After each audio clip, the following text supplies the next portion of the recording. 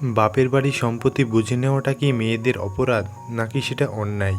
নিজের ভাগের সম্পত্তি বুঝে নেওয়ার জন্য একজন বোন তার দাদার বিরুদ্ধে মামলা লড়ে।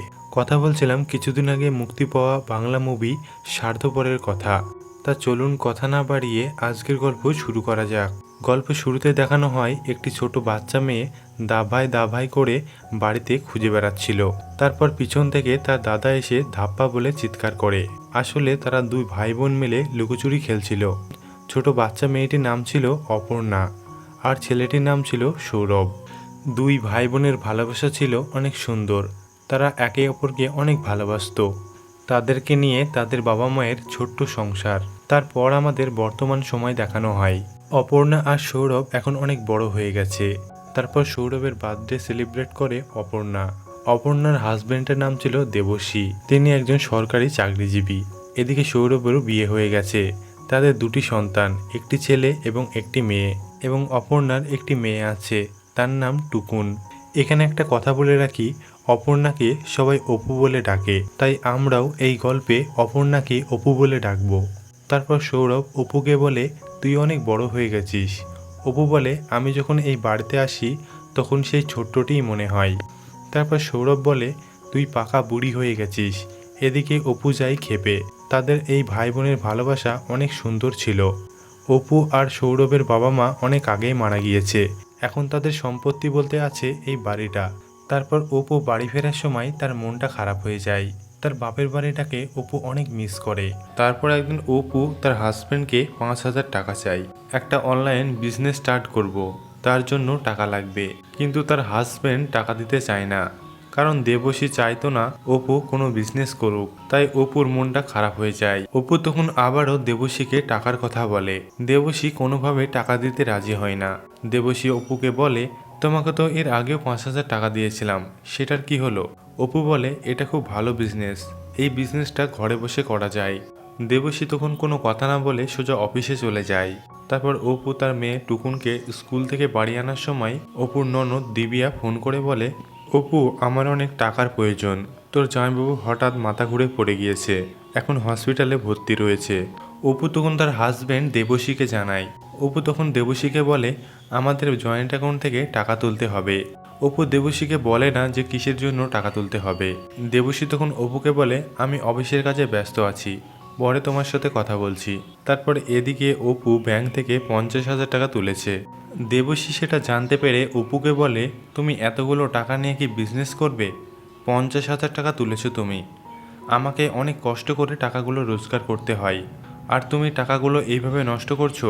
অপু তখন আসল কথাটা বলতে যাবে, দেবশ্রী তখন বলতে দেয় না। তখনই দেবশ্রী অপুকে অনেক কথা শুনিয়ে দেয়।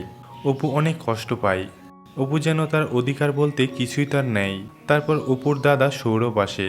সৌরভ বুঝতে পারে অপুর কিছু একটা হয়েছে, কিন্তু অপু সেটা তার দাদাকে বুঝতে দেয় না। তারপর পুজো আসে। বিজয়াতে অপু তার বাবা মায়ের ছবি দেখে। তারপর অপু তার বাপের বাড়ি কথা মনে পড়ে যায়। তারপর অপু তার বাপের বাড়ি গঙ্গানগর আসে। তার দাদা তো বেশ খুশি হয়। তারপর সৌরভ অপুকে তার উপরে ঘরে নিয়ে যায়, যে ঘরে অপু থাকতো। অপু তখন দেখে তার দাদা তার ঘরের পুরনো জিনিসগুলো বার করে নতুন করে ঘরটিকে ডেকোরেশন করাচ্ছে, কারণ তার দাদা সৌরভ এই ঘরটা অন্য একজনকে ভাড়া দেবে। অপু ব্যাপারটা খারাপ লাগলেও অপু তার দাদাকে কোনো কিছুই বলে না। অপুর তখন সব ছোটবেলার স্মৃতি মনে পড়ে যায়। তারপর অপু তার বৌদিকে বলে, জানো বৌদি, আমরা যেমন আমাদের ছেলে মেয়েদের পড়াশোনা ভবিষ্যতের কথা ভাবি, আমাদের বাবা মা আমাদের কথা এইভাবে ভেবেছিল। সেই তো বিয়ে সংসার, সেই জন্য হয়তো আমি আমার নিজের পায়ে দাঁড়াতে পারিনি। অপু তখন তার বৌদিকে বলে, আমার নিজের বলতে তো কোনো কিছুই নেই। তখনই তার বৌদি বলে, তুই এসব কেন বলছিস? আমরা আছি, তাছাড়া এই বাড়িটা তো তোর রয়েছে, তুই যখন খুশি এই বাড়িতে আসবি। অপু তখন মনে অনেকটা শান্তি পায়। তারপর সৌরভ অপুকে একটি কাগজে সই করতে বলে। অপু কাগজটি ভালো করে না পড়ে সই করে দেয়। তারপর একদিন অপুর কাছে কোর্ট থেকে একটি নোটিশ আসে। সেখানে লেখা আছে অপুর বাপের বাড়ির ওপর অপুর কোনো অধিকার নেই। অপু তখন অনেকটা ভেঙে পড়ে। অপুর নিজের বলতে শুধু বাপের বাড়িটাই ছিল, কিন্তু সেটাতেও আর অধিকার থাকছে না। অপু তখন অনেকটা চিন্তায় পড়ে যায়। তারপর সৌরভ অপুর বাড়িতে আসে আর পরের দিন অপুকে কোর্টে যেতে বলে। সৌরভ তখন দেবশ্রীকে সবটা খুলে বলে। দেবশ্রী তখন সবটা মেনে নেয়। সৌরভ তখন বলে, অপু যদি কোর্টে গিয়ে বলে ওই বাড়ির কোনো অংশ চায় না, তাহলে আমি বাড়িটা রেজিস্ট্রি করতে পারবো। তখনই দেবশ্রী অপুকে কোর্টে যেতে বলে। দেবশ্রী চাইতো না সম্পত্তির জন্য তাদের ভাই বোনের সম্পর্কটা নষ্ট হোক। এদিকে অপু কোর্টে যেতে রাজি হয় না। সৌরভ তখন অপুকে বলে, আচ্ছা তুই কেন কোর্টে যেতে চাইছিস না বলতো? অপু তখন বলে, আমার বাবা মায়ের 2 সন্তান সৌরভ বসু আর অপর্ণা ঘোষাল। হ্যাঁ, বিয়ের পর ঘোষাল হয়েছে ঠিকই, কিন্তু বাবা মায়ের পরিচয় তো ওই বাড়িতে ফেলে আসেনি। আর তার মতো তো ওই বাড়ির স্মৃতিগুলো আমারও সমান অধিকার। সৌরভ তখন রেগে যায়। সৌরভ বলে, অধিকার মানে কি বলতে চাইছিস তুই? অপু বলে, ওই বাড়িটা যদি আমার কোনো অধিকার না থাকে, তাহলে আমার নিজের বলতে তো কিছুই থাকবে না। সৌরভ তখন অবাক হয়। তারপর অপুর হাজব্যান্ড অপুকে বলে, আচ্ছা তোমার কি ওই বাড়িটার ভাগ চাই? এই বাড়িতে যা আছে সবই তো তোমার। তার চেয়ে তুমি কোর্টে বলে দিলে হয় ওই বাড়িটা তোমার কোনো ভাগ চাই না। অপু তখন ছোট দুটো কৌটো দেখিয়ে তাদেরকে বলে, ধরো এটা তোমার সেভিংস, আর এটা আমার বাবা মায়ের রেখে যাওয়া বাড়ি। তোমার থেকে কিছু নিতে গেলে তুমি রেগে যাও। আবার আমার বাবা মায়ের বাড়ি থেকে দাদা সরে যেতে বলছে, তাহলে আমার নিজের বলতে কি আছে? এটা শুনে সৌরভ আর দেবশ্রী কোনো কথা বলে না। অপু তখন বলে, এমন কোনো আমার জন্য জায়গা আছে যেখানে গেলে কেউ আমাকে বলবে না এটা করো না সেটা করো না? তাহলে আমি কোথায় যাই বলো তো? অপু তখন দেবশ্রীকে বলে, আমি যেদিন আমাদের জয়েন্ট অ্যাকাউন্ট থেকে 50,000 টাকা তুলেছিলাম, সেদিনই বুঝেছিলাম এইভাবে টাকা নেওয়া যায় না। অপু তখন দেবশ্রীকে বলে, টাকাটা নিয়েছিলাম দিদিভাইকে দেবো বলে। জামাইবাবু অসুস্থ ছিল, হসপিটালে ভর্তি ছিল, তুমি তো আমার কথা শোনার সময়ই ছিল না। দেবশ্রী বলে, তুমি ওকে টাকা দিয়েছো? আমাদের বাড়ি থেকে ও যখন 3rd ক্লাস লোকের সাথে বেরিয়ে গিয়েছিল, তখন ওর মনে ছিল না? আসলে দেবশ্রীর বোন একজনকে ভালোবেসে বিয়ে করেছিল, কিন্তু সেটা দেবশ্রী ও তার পরিবার মেনে নেয়নি, তাই দেবশ্রী তার সাথে কোনো যোগাযোগ করে না। এদিকে তখন সৌরভ উঠে চলে যায়। অপু সৌরভকে না খেয়ে যেতে বারণ করে, কিন্তু সৌরভ বলে, খাওয়াটা ইম্পর্টেন্ট নয়, তুই যেটা ঠিক করবি সেটা আমাকে জানাস। অপু বলে, আমি কোর্টে গিয়ে বলতে পারবো না ওই বাড়িটার আমার কোনো অধিকার নেই। ওই বাড়িটার সমান অধিকার আমারও, ঠিক যেমন তোর আছে। সৌরভ তখন কোনো কিছু না বলে চলে যায়। তারপর সৌরভ ফিরে আসে। আসলে সৌরভ ফোনটা ফেলে এসেছিল। ফোনটা নিতে গিয়ে সৌরভ অপুকে বলে, আমার বাড়িটা রেজিস্ট্রি করা খুব দরকার। তুই যেহেতু কোর্টে যাবি না বলছিস, তাহলে তোর বিরুদ্ধে মামলা করা ছাড়া আমার কোনো উপায় নেই। অপু তখন অবাক হয়ে যায়। তার দাদা তার বিরুদ্ধে মামলা লড়বে? তার পরের দিন অপুর প্রতিবেশী পৌলমী অপুকে বলে, তুই চিন্তা করিস না, সব কিছু ঠিক হয়ে যাবে। সব পরিবারে একটাড্ডু এরকম হয়। তখনই অপুর ফোনে একটি SMS আসে। SMSটি অপু দেখে অবাক হয়। অপু দেখে তার অ্যাকাউন্টে 10 লাখ টাকা পাঠিয়েছে সৌরভ। সৌরভ তখন অপুকে ফোন করে বলে, 10 লাখ টাকা পাঠিয়ে দিলাম, আশা করি কোর্টে আসতে আর তোর অসুবিধা হবে না। কিন্তু অপু টাকাটা নিতে রাজি হয় না। অপু তখন দেবশ্রীকে ফোন করে বলে, দাদা আমাদের জয়েন্ট অ্যাকাউন্টে 10 লাখ টাকা পাঠিয়েছে, তুমি টাকাটা ফেরত দিয়ে দাও। দেবশ্রী তখন বলে, দাদা টাকাটা তোমাকে দিয়েছে, আর টাকাটা তুমি ফেরত দিয়ে দাও। তারপর এদিকে অপর্ণার বাড়িতে অপর্ণার ননদ দিবিয়া আসে, আর দিবিয়া সেই দিনের 50,000 টাকা অপুকে ফেরত দেয়। দিবিয়া তখন অপুকে বলে, আমি এই বাড়িতে একটা ঘরে থাকতাম, এখন কি ওই ঘরের ভাগ নেওয়ার জন্য আমি সবার সাথে ঝগড়া করব? অপু বলে, ঝগড়া কেন করতে হবে দিদিভাই? আজকের দিনে একজন মা হিসেবে নিজের জন্য চাওয়াটা কি অপরাধ? এইসব অশান্তি তো আমিও একদম চাইনি। এদিকে সৌরভ বাড়িটা রেজিস্ট্রি করার জন্য একজন উকিলকে ডাকে। উকিলটির নাম ছিল সরকেল। সৌরভ তখন উকিলটিকে বলে, আমার বোন 10 লাখ টাকায় আমাদের বাড়িটা রেজিস্ট্রি করার জন্য রাজি হয়ে গেছে। তখনই সৌরভের ফোনে একটি SMS আসে। SMSটি দেখে বুঝতে পারে অপু 10 লাখ টাকা সৌরভকে ফেরত দিয়েছে। বিষয়টা সৌরভ উকিলকে জানায়। উকিল বলে, আপনার বোনের 10 লাখ টাকায় মন ভিজবে না। সৌরভ তখন আরও চিন্তায় পড়ে যায়। সৌরভ তখন তার স্ত্রীকে বলে, অপু টাকাটা ফেরত পাঠিয়েছে, ওর কি মনে হয় আমরা ওকে ঠকাচ্ছি? সৌরভের স্ত্রী তখন চুপচাপ হয়ে যায়। তারপর অপু তার দাদাকে ভাইফোঁটার দিন ভাইফোঁটা দিতে আসে। অপু তার দাদাকে ভাইফোঁটা দেয়। অপুর তখন ছোটবেলার তার দাদাকে ভাইফোঁটা দেওয়ার কথা মনে পড়ে যায়। তারপর সৌরভ গিফট হিসেবে অপুকে কোর্টের নোটিশ দিয়ে বলে, তাহলে আমাদের কোর্টে দেখা হচ্ছে। কোর্টের নোটিশটা অপু পড়ে বুঝতে পারে যে তার দাদা তার বিরুদ্ধে মামলা করেছে। অপু কখনো ভাবতে পারেনি এই দিনটা আসবে। তারপর অপু একটা গয়না বিক্রি করে ভালো একটি উকিলের সাথে যোগাযোগ করে। গোবিন্দবাবু অপুর মুখ থেকে সব কথা শুনে বলে, আপনার ওই কাগজটায় সই করা উচিত হয়নি। আপনি জানেন না, না পড়ে কোনো জিনিস সই করা ঠিক না। এই কেসের জন্য অনেক মিথ্যে কথা সাজাতে হবে। কোর্টকে বোঝাতে হবে যে আপনাকে জোর করে সই করানো হয়েছে, কিন্তু মিথ্যে কথা আমি বলতে পারবো না, তাই আপনি এখান থেকে চলে যান। অপু তখন বাড়ি চলে আসে। এদিকে দেবশ্রী অপুকে বলে, তুমি এসব কেন করছো? তোমার দাদাকে ওই বাড়িটা দিয়ে দাও। অপু তখন বলে, তাহলে কি দা ভাই আমার কথা একদম ভাবে না? তারপর অপু আবারও এক অন্য উকিলের কাছে যায়। অপুর মুখ থেকে সৌরভ বসুর নাম শুনে সরকেলবাবু সেখানে আসে এবং অপুকে বলে, আপনার দাদাকে আমি চিনি। আপনার দাদা কি আপনাকে জোর করে বাড়িটা নিয়ে নিচ্ছে? অপু তখন বলে, না না, জোর করে কেউ কিছু করায়নি। সরকেলবাবু বলে, কিন্তু কোর্টে তো এই কথাটাই আপনাকে বলতে হবে। অপু বলে, আমি আসলে ওইভাবে বলছি না, আমি আমার প্রাপ্য অধিকারটুকু বুঝে নিতে চাইছি, আমি শুধু আমার ভাগটুকু চাইছি। সরকেলবাবু বলে, বুঝতে পেরেছি, আপনার ওই কটা টাকায় হবে না। অপু বলে, আপনি কেন বুঝতে পারছেন না? এটা টাকার বিষয় নয়। সরকেলবাবু তখন অপুকে বলে, 15 লক্ষ টাকা দেবো, চাইলে আরও দেবো, কিন্তু আপনাকে কেসটা এখানে ক্লোজ করতে হবে। অপু তখন সেখান থেকে কাঁদতে কাঁদতে বেরিয়ে চলে যায়। আর তখনই হঠাৎ বৃষ্টি আসে, আর তখনই ছাতা নিয়ে গোবিন্দবাবু আসে, আর অপুর মাথায় গোবিন্দবাবু ছাতা ধরে। তারপর গোবিন্দবাবু অপুকে তার চেম্বারে ডাকে। গোবিন্দবাবু তখন অপুকে বলে, যে কাগজে সই করেছিলেন সেই কাগজটা নিয়ে এসেছেন? অপু তখন সেই কাগজটা দেখায়।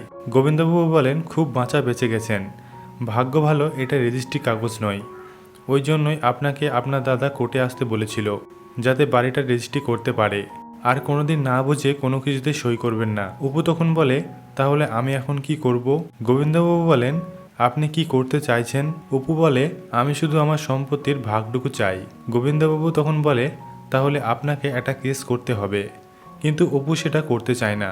গোবিন্দবাবু বলেন, আপনি যদি কেস না করেন তাহলে আপনার সম্পত্তিতে ওরা যা খুশি তাই করতে পারে। গোবিন্দবাবু তখন বলে, আমি জানি সেটা আপনি করবেন না, মামলা করতে গেলে মনে জোর লাগে, সেই জোর আছে আপনার কাছে? অপু তখন শক্ত হয় আর বলে, আমি কেসটা করব। আর কেসটা অপু গোবিন্দবাবুকে লড়তে বলে। ফেরার সময় দেবশ্রী অপুকে নিতে আসে। গোবিন্দবাবু তখন দেবশ্রীকে বলে, ও খুব সাহসী মেয়ে, এই মুহূর্তে আপনার সাপোর্ট ওর ভীষণ দরকার। তারপর শুরু হয় অপর্ণা আর সৌরভের কোর্টের লড়াই। জজ সাহেব বলে, বাবা মায়ের সম্পত্তি ছেলেমেয়েরা পাবে, এটাই তো স্বাভাবিক। তারপর সরকেলবাবু বিচারকের হাতে একটা উইল দিয়ে বলে, এখানে লেখা আছে তার বাবা মায়ের সম্পত্তি একমাত্র ছেলেকে দিয়ে দিতে চাই। সরকেলবাবু বলে, এছাড়াও আমার ক্লায়েন্ট তার বোনকে 10 লাখ টাকা দিয়েছিল, কিন্তু ওটা উনি ফেরত দিয়েছেন। বিচারক তখন বলে, আপনারা সেটেলমেন্টে আসছেন না কেন? তাহলে তো কাউকেই মামলা করতে হয় না। তারপর গোবিন্দবাবু বলে, জজ সাহেব, আমার ক্লায়েন্ট তার শৈশবের স্মৃতি বিক্রি করতে চায় না। বিচারক তখন বলে, তাহলে আজ থেকে এই মামলা শুরু হলো, ততদিন ওই বাড়িটা কোর্টের হেফাজতে থাকবে। বাইরে অপুর বৌদির জলের বোতলে জল না দেখে অপু তখন জল দিতে গেলে তার বৌদি বলে, জানিস তো বাড়িটা না আমাদের না তোর, নিজের শ্বশুর বাড়িটা তো অক্ষত রইল, আর আমাদের মাথার উপর ছাদটাকে কেড়ে নিলি। তাই বলে তার বৌদি চলে যায়। তারপর আবার কোর্টের হিয়ারিংয়ে সৌরভের 1+ রিটার্ন ফাইলস এবং লাস্ট 5 বছরের খরচ এবং অপুর কলেজের খরচ এবং অপুর বিয়ের খরচ একটা ফাইল করে সরকেলবাবু জজ সাহেবের সামনে পেশ করে। সরকেলবাবু তখন বলে, এইসব খরচ আমার ক্লায়েন্ট সৌরভ করেছে। তখনই বুঝতে পারেনি তার বোন আবার সম্পত্তি চাইতে চলে আসবে। এমনিতেও তো উনি অর্ধেক পেয়ে বসে আছেন, আর কত চান? তখনই গোবিন্দবাবু বলে, এই সব কিছু জানার জন্য আমার ক্লায়েন্ট অপর্ণা ঘোষালকে একটু কাঠগড়ায় ডাকতে হবে। তখনই অপু কাঠগড়ায় আসে। গোবিন্দবাবু তখন অপুকে বলে, আচ্ছা আপনার বিয়ে কি MA কমপ্লিট করার আগে হয়েছিল? অপু তখন বলে, আসলে আমার শ্বশুরমশাইয়ের শরীরটা খারাপ ছিল, তাই বিয়েটা তাড়াতাড়ি করে নিতে হয়েছিল। গোবিন্দবাবু বলে, আচ্ছা আপনার বিয়ের কার্ড মেনু আপনার মতামত নিয়ে হয়েছে? অপু তখন না বলে। গোবিন্দবাবু তখন বলে, বিয়ের খরচ পারিবারিক সামাজিক বা বোনকে ভালোবেসে যেই হিসাবে করুক না কেন, তার মানে এই না যে বোনকে সেই মূল্য চোকাতে হবে। তখনই সরকেলবাবু বলে, কিন্তু বাড়ি বড় ছেলে তো সব দায়িত্ব পালন করেছে, তাই না? এবং বাবা মাকে তো আমার ক্লায়েন্ট দেখেছে, সুতরাং বাড়িটা তো তারই প্রাপ্য। গোবিন্দবাবু তখন সৌরভকে কাঠগড়ায় ডাকে এবং বলে, আচ্ছা আপনার বোন যে বাড়ি নিয়ে এত কেস লড়ছে, এতে আপনার রাগ হচ্ছে না? সৌরভ বলে, এইসব প্রশ্ন কেন করছেন? গোবিন্দবাবু বলে, আপনার রাগের কথা আমি আগেও শুনেছি। তখনই সৌরভ রেগে যায়। সৌরভ বলে, আপনি কি বলতে যাচ্ছেন? আমি কি গুন্ডা? আমি কি মাস্তান? জজ সাহেব তখন বুঝতে পারে সৌরভের রাগ কতটা। গোবিন্দবাবু বলে, আমার ক্লায়েন্টকে কখন কার সাথে বিয়ে দেওয়া হচ্ছে সেটা আমার ক্লায়েন্টের কোনো আপত্তি ছিল না, এবং এই বাড়িটা কার নামে করা হলো সেটাও আমার ক্লায়েন্ট কোর্টে এসে জানতে পারলো। আর এই যে উইল, এই উইলের সাক্ষীরা আর কেউ জীবিত নেই, আর এটাও রেজিস্টার কাগজ নয়, সুতরাং এই উইলের কোনো দাম নেই। সেদিনের মতো কোর্টের কাজ শেষ হয়। সৌরভ বাড়ি ফেরার সময় অপু দেখে তার দাদার জুতোটা ছিঁড়ে গিয়েছে। গোবিন্দবাবু কোর্ট থেকে বাইরে এলে অপু বলে, আপনি আমার দাদাকে ওই ধরনের প্রশ্ন করা ঠিক হয়নি। গোবিন্দবাবু বলে, আমি যে কথাগুলো বলেছি সেগুলো কি মিথ্যে ছিল? অপু তখন চুপচাপ হয়ে যায়। এদিকে অপুর বৌদি কোর্টের মধ্যে মাথা ঘুরে পড়ে যায়। তখনই সৌরভ তার স্ত্রীকে হসপিটালে নিয়ে আসে। সেখানে অপু ও তার হাজব্যান্ডও ছিল। তাদের দেখে সৌরভ বলে, তোরা অনেক করেছিস, এবার বাকিটা আমি করে নিতে পারবো। অপুর চিন্তায় কাটে রাত। এদিকে অপুর বৌদির অবস্থা খুব একটা ভালো না। পরদিন কোর্টের হিয়ারিং শুরু হয়। সরকারবাবু অপুকে কাঠগড়ায় ডাকে এবং বলে, আপনার বাবার কিডনি ব্লাস্ট হয়েছিল, 22 দিন হসপিটালে ছিল। আপনার বাবার চিকিৎসার সমস্ত খরচ আপনার দাদা বহন করেছিল। আপনার দাদা আপনাদের বাড়িতে যায় এবং আপনাকে আপনার বাবা মায়ের দায়িত্ব নিতে বলেছিল। তখন আপনি কি বলেছিলেন? অপু তখন চুপ হয়ে থাকে আর বলে, সেই সময় আমার শাশুড়ি মায়ের শরীর খারাপ ছিল, তাই বলেছিলাম আমি এখন যেতে পারবো না। সরকেলবাবু তখন বলে, বাড়ি বাবা মায়ের দায়িত্ব নেওয়ার সময় দাদা ভাই আর বাড়ির ভাগের সময় বোন চলে আসে। অপু তখন বলে, আমি বলেছিলাম কদিন একটু সামলাতে, তারপর আমি ঠিকই যাব। সরকেলবাবু তখন অপুকে বলে, আপনি ভেবেছিলেন বাপের বাড়ির দায়িত্ব আমি কেন নেব? আমি এখন তো শ্বশুর বাড়ির মানুষ। সরকেলবাবু তখন জজ সাহেবকে বলে, বাড়ির ট্যাক্স বহন করবে দাদা, বাড়ির বাবা মায়ের সেবা করবে দাদা, আর বাড়ি ভাগের সময় বোন হাজির। তারপর আজকের মতো কোর্টের কাজ এখানেই শেষ হয়। এর পরের হিয়ারিংয়ে কোর্টের রায় ঘোষণা করা হবে। তারপর অপু তার বৌদিকে চিকেন স্টুপ খাওয়াতে আসলে অপুর বৌদি সেটা খেতে চায় না। সৌরভ তখন অপুকে অনেক কথা শোনায়। তারপর অপু মন খারাপ করে বাড়ি ফিরে দেখে তার মেয়ে টুকুনের জ্বর এসেছে। ডাক্তার এসে মেডিসিন দিয়ে যায়। তারপর রাতে অপু কান্নায় ভেঙে পড়ে। অপু তার হাজব্যান্ড দেবশীকে বলে, আমি কি করব কিছু বুঝতে পারছি না। এদিকে বৌদির শরীরটাও খারাপ, এদিকে টুকুনের জ্বর। দেবশী বলে, তুমি চিন্তা করো না, সব কিছু ঠিক হয়ে যাবে, আমি তো আছি। অপু বলে, ওরা হয়তো চায় না আমি আর ওই বাড়িতে যাই। দেবশী বলে, তুমি কেন যাবে না, নিশ্চয়ই যাবে। স্বামীর ভরসা পেয়ে অপু তখন তার দাদার বাড়ি চলে যায়। অপু তখন দেখে ডাক্তার তার বৌদিকে চেক আপ করছে। অপুর বৌদি তখন ওয়াশরুমে যেতে চায়। অপু তখন তার বৌদিকে ওয়াশরুমে নিয়ে যায়। তারপর সৌরভ দেখে অপু এসেছে। সৌরভ অপুকে দেখে কিছুই বলে না। তারপর কোর্টের কাজ শুরু হয়। এরপর অপুর বাবার বন্ধু দিগন্তকে কাঠগড়ায় ডাকা হয়। উনি বলেন, আমাকে সৌরভের বাবা বলেছিল মেয়ের তো বিয়ে হয়ে গেছে, কিন্তু আমার ছেলের বাড়িটা দরকার, এবং সৌরভের বাবার দলিল আমি করে দিয়েছিলাম। তারপর সরকেলবাবু বলেন, বাবার চিকিৎসা ও বোনের বিয়ের খরচ করতে করতে ছেলের পকেট একেবারে শূন্য। একজন বাবার ইচ্ছে বাড়িটা তার ছেলেকে দিয়ে যেতে চান, তার জন্য আদালতের কাছে আমি আর্জি জানাচ্ছি। প্রতিপক্ষের উকিল গোবিন্দবাবু বলেন, আমার ক্লায়েন্ট শুধু তার সম্পত্তির ভাগ চান। 200 বছর আগে রাজা রামমোহন রায় মেয়েদের সম্পত্তির উপর আইন করে গিয়েছিল। 97% মেয়েরা বেশিরভাগ সম্পত্তির ভাগ নিতে আসে না। মেয়েদের নানা রকম কথা শুনতে হবে বলে তার জন্য মেয়েদের জীবনটাই এরকম। প্রথমে বাবা মায়ের পারমিশন নিয়ে কোনো কাজ করতে হয়, আবার বিয়ের পর স্বামীর কথা মতো চলতে হয়। মহিলারা সংসার গড়ে তোলে, আর আমরা মহিলাদেরই প্রাপ্য অধিকার থেকে বঞ্চিত করি। এরকম বঞ্চিত মহিলারা শুধু আপনার মুখের দিকে তাকিয়ে আছে ইওর অনার, শুধু ন্যায্য রায়ের জন্য। তারপর কোর্টে রায় হয় গঙ্গাপুরের বাড়িটা দুটো সমান ভাগে ভাগ হবে। এক অপর্ণা ঘোষাল এবং সৌরভ বসু। অপু কেসটি জিতে যায়। সৌরভ তখন চুপচাপ কোর্ট থেকে বেরিয়ে চলে যায়। অপু এক দৃষ্টিতে তার দাদাকে দেখতে থাকে। তারপর অপু তার বাপের বাড়ি আসে এবং দেখে তার দাদা তার উপরে ঘর থেকে জিনিসপত্র নিচে বার করছিল। সৌরভ তখন অপুকে বলে, তুই যদি উপরে ঘরটা নিস তাহলে আমার খুব ভালো হতো। অপু বলে, এইসব আমার চাই না দাদা, বাড়ি ভাগ হবে না। সৌরভ বলে, আমাকে দয়া দেখাতে হবে না, আমি কেসটা হেরে গেছি। অপু তখন তার দাদাকে বলে, যদি তোর ছেলে বলে এই বাড়িটা তার একার, তাহলে তোর মেয়ের এটা ভালো লাগবে? সৌরভ তখন বলে, আমি তো বলিনি বাড়িটা আমার একার। অপু বলে, আমাদের দুজনের সেটাও তো বলিসনি। অপু তখন তার দাদাকে বলে, তুই বাড়িটা ভাড়া না দিয়ে নিজের মতো করে সাজিয়ে নে। অপু বলে, এইসব করিস না, অনেক ঝগড়া করেছিস, আর না। অপু তখন তার দাদাকে বলে, দেখ তোর জন্য কি এনেছি, প্রতিদিন ছেঁড়া জুতো পরছিস, তোর পছন্দের জুতো এনেছি, পরে দেখ।